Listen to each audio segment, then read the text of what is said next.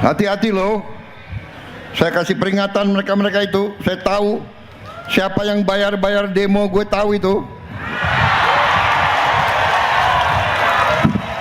Tapi nggak ada bayar demo. Ditanya anak-anak demo nggak ngerti.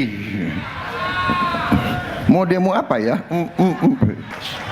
Saya kira itu yang terpenting. Tapi saya ingin mengatakan di sini, saya berjuang di politik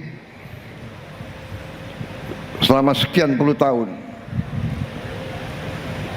Saya ikut pemilihan umum,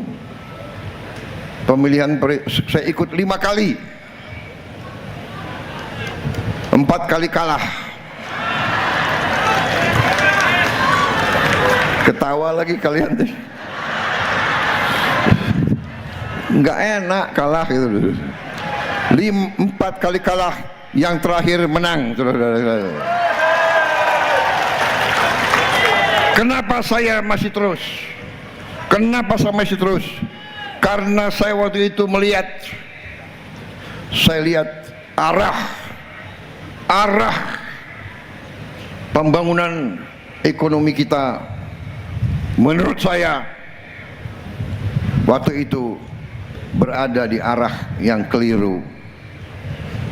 Waktu itu yang dianut adalah faham neoliberal. Neoliberal mengatakan bahwa pemerintah tidak boleh membantu orang-orang miskin. Orang lemah dikatakan memang lemah karena tidak bisa bersaing. Yang diutamakan adalah mereka yang kuat, mereka yang katanya mampu bersaing. Waktu itu saya ketua umum HKTI. Saya menghadap Menko Perekonomian. Waktu itu namanya adalah Abu Rizal Bakri. Waktu itu pemerintah mau import beras. Saya sebagai ketua umum HKTI, saya menghadap dan saya menghimbau, janganlah mengimpor beras. Apalagi impor beras pada saat petani mau panen. Hancur harga untuk petani. Petani kita tidak bisa untung, tidak kembali modal. Waktu itu banyak pakar-pakar yang pinter-pinter, sampai sekarang masih menganggap dirinya pinter, mengatakan, untuk apa kita membela petani Indonesia kalau petani Indonesia, ini kata-kata beliau, bukan Pak Abu Rizal Bakri tapi salah satu penasihatnya, kalau petani Indonesia tidak efisien, itu kata-kata beliau. Kalau petani Vietnam lebih efisien, lebih baik kita beli beras dari Vietnam. Itu pandangan orang-orang pintar itu, saudara-saudara. Saya kaget dan saya sedih. Saya mengatakan dalam hati saya, ini salah besar. Ini tidak mengerti apa arti negara, tidak mengerti apa arti bernegara, tidak mengerti kenapa kita mau merdeka. Kita berjuang ratusan tahun untuk mendirikan negara merdeka agar rakyat kita sejahtera, agar petani, nelayan, buruh, seluruh rakyat Indonesia sejahtera, agar mereka hidup dengan baik, agar anak-anak bisa sekolah dengan baik, agar mereka punya rumah yang layak, agar mereka punya, kalau sakit bisa ke rumah sakit bisa ke poliklinik, bisa ke puskesmas, bisa dapat obat yang terjangkau harganya. Itu tujuan kita merdeka. Kita bukan merdeka hanya sekedar untuk merdeka. Untuk apa kita punya DPR? Untuk apa kita punya DPD? Untuk apa kita nyanyi lagu kebangsaan kalau rakyat kita tidak sejahtera, saudara-saudara sekalian?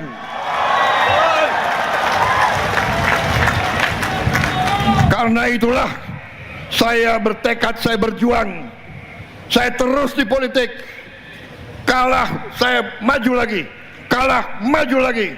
Karena saya melihat belum ada usaha besar dari elit Indonesia untuk memperkuat rakyat Indonesia dari bawah. Karena itu saya maju, dan alhamdulillah saudara-saudara, saya yakin HKTI dan KTNA kunci dari kemenangan saya kemarin itu. Saudara-saudara sekalian, dalam 1 tahun 8 bulan mungkin sampai sekarang telah banyak kita capai,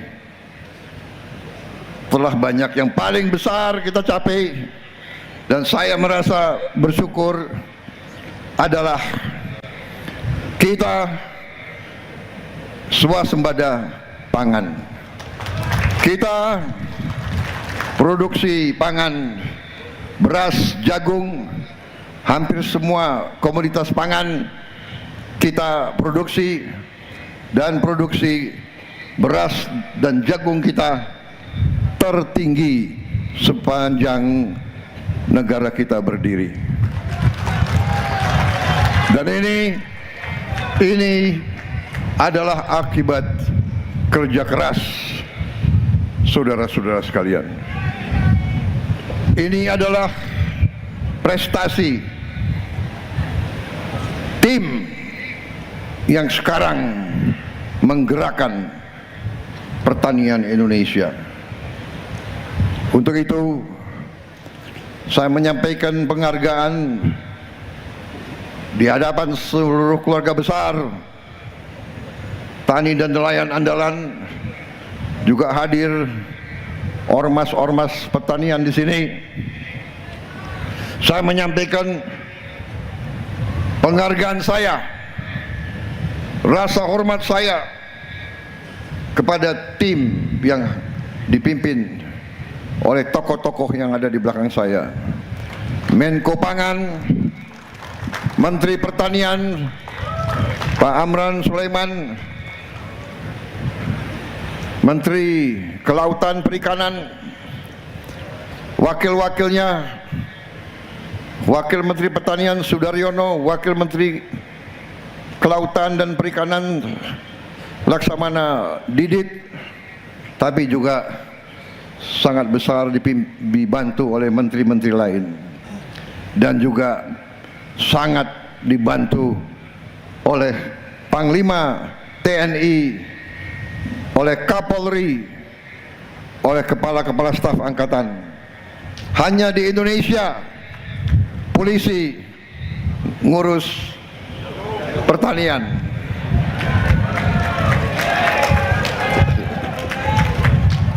Hanya mungkin di Indonesia tentaranya sering ada di sawah. Hanya di Indonesia angkatan laut tanam kedelai. Hanya di Indonesia angkatan udara tanam tebu. Tapi ini adalah strategis. Ini adalah kenapa Indonesia akan bangkit dengan hebat, saudara-saudara sekalian. Kita akan bangkit menjadi negara yang hebat. Ada yang selalu tidak ingin kita bangkit. Ada. Kita sudah tahu mereka-mereka itu. Iya kan? Ini karena banyak wartawan, pidato harus aku atur gitu ya. Nanti yang dikutip yang apa tuh? Yang agak agak keras-keras dikit. Tapi kalau sama petani nelayan bicaranya harus keras. Betul nggak? Kalau bicara kalem-kalem, kalian nggak akan dengar. Bener ya? Ya? Saudara-saudara sekalian, pembangunan harus dilaksanakan dengan baik.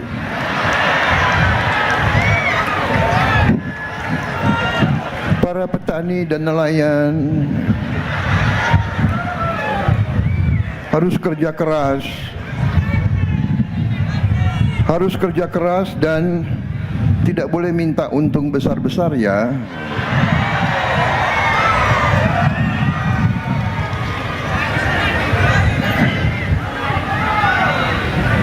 Dan kita semua berharap suatu saat di kelak kemudian hari, kekayaan yang ada dinikmati segelintir orang akan pelan-pelan netes ke bawah. Enggak, sorry. Coba delete. Friend ya, wartawan kita kompak ya. Coba yang gitu-gitu, nanti gue dihajar lagi tuh. Emang gue pikirin.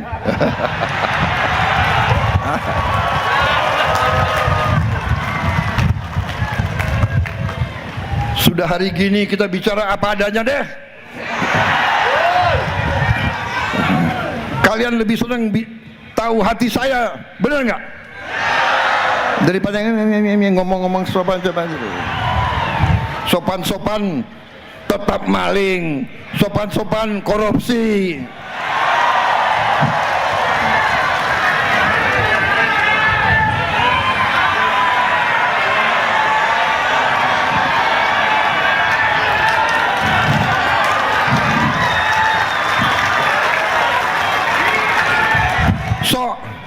Sok kaya, sok banyak duit, padahal duitnya nyolong dari rakyat.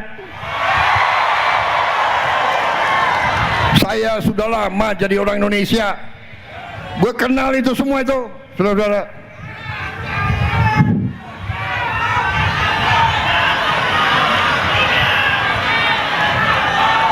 Mereka nggak suka sama Prabowo karena Prabowo ngerti.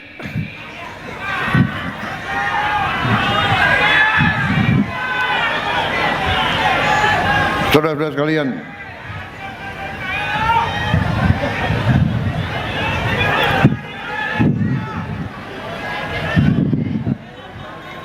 hati-hati loh. Saya kasih peringatan mereka itu. Saya tahu siapa yang bayar demo, gue tahu itu.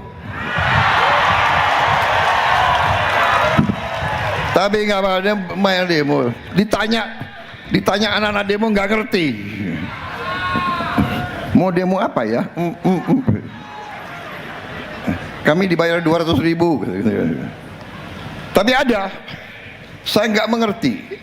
Saudara-saudara kita ini kalau merasa apa ya? Kalau kita di dalam pertandingan gitu ya, kita jadi supporter kan, kita dukung satu tim. Ayo maju. Negara kita ini lagi bersaing sama banyak negara. Harusnya bangsa ini kompak. Kalau ada yang kurang, teman yang kurang, tim kita lagi main ya, mainnya kurang bagus, ya tetap di supporter ya. Nanti begitu sudah selesai pertandingan baru dikoreksi. Jangan lagi main bawa bola salah, goblok. Lagi main di tengah lapangan disorak-sorakin, teman sendiri, kesebelasan sendiri. Jadi kayaknya kita tuh tidak bangga dengan apa yang dihasilkan oleh bangsa sendiri. Kita swasembada pangan tidak ringan. Dalam sejarah Indonesia baru sekali kita swasembada pangan. Kalau nggak salah 84, 1 tahun. Kita yakin kita swasembada pangan tidak hanya untuk 1 tahun, untuk seterusnya kita akan swasembada pangan. Saudara-saudara, tadi saya sebut terima kasih ke pejabat-pejabat tadi itu. Saya juga ucapkan terima kasih gubernur-gubernur, bupati-bupati yang dukung ini semua. Saudara-saudara, saya ucapkan terima kasih bukan hanya kata-kata manis dalam acara ini. Benar-benar saya hormat sama mereka. Mereka lah yang membuat Indonesia swasembada pangan. Saya bisa dikatakan kalau di sepak bola apa? Aku ini manajer